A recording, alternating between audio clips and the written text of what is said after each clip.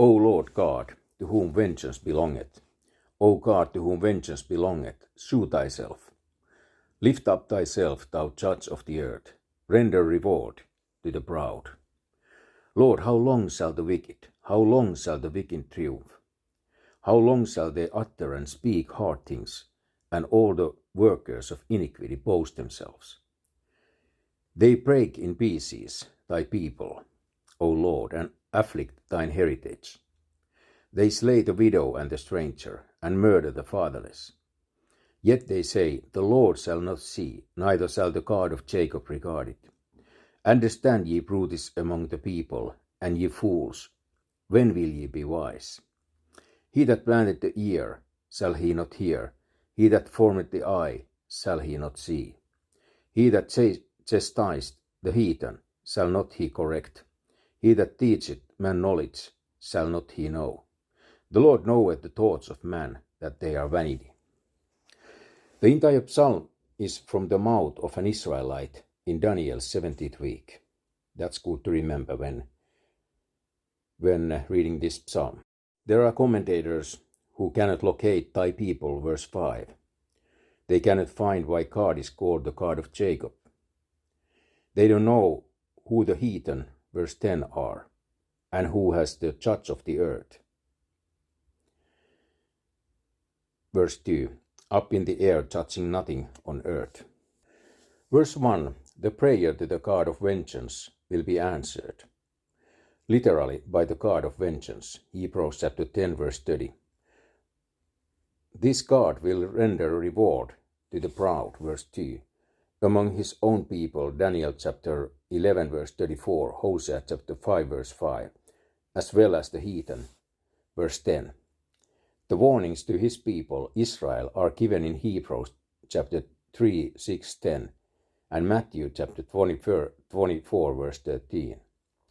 Verse 3, the wicked will triumph until Revelation chapter 11, verse 15, and chapter 19, verses 11 to 17.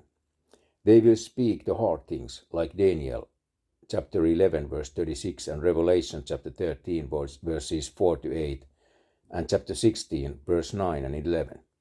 All those verses are literal, and all are in the future. Verse 5, thy people, here as elsewhere, is clearly the nation of Israel, and is called his people many times in the scriptures. Verse 6, observe the tribulation saints again, as found in James chapter 5, verses 4 to 6, and Matthew chapter 25, verses 35 to 37. Verse 7, the they in the passage are all the workers of iniquity, mentioned in verse 4. They will be found again in 2 Peter chapter 2, verses 1 to 10, and Jude 4 to 12, and again in Proverbs chapter 30, verses 11 to 14. They are Gentiles, the heathen, in verse 10. Verse 8, the verse is aimed at the people of Israel who are being seduced by the son of perdition in Daniel chapter 11, verses 34 and 35. They have become like the heathen in that they have adopted a neutral magnetic force field for a god, Daniel chapter 11, verse 38, who doesn't know what they are doing because he's not a person. The god of the heathen is the electronic and chemical components of the physical universe. The brutes and fools are mentioned back in Psalm chapter 92, verse 6. Verses 8, 9, and 10, 5 questions are asked. The first is, when are you going to get smart? The second question is, if God can construct a human ear, do you think he isn't capable of hearing?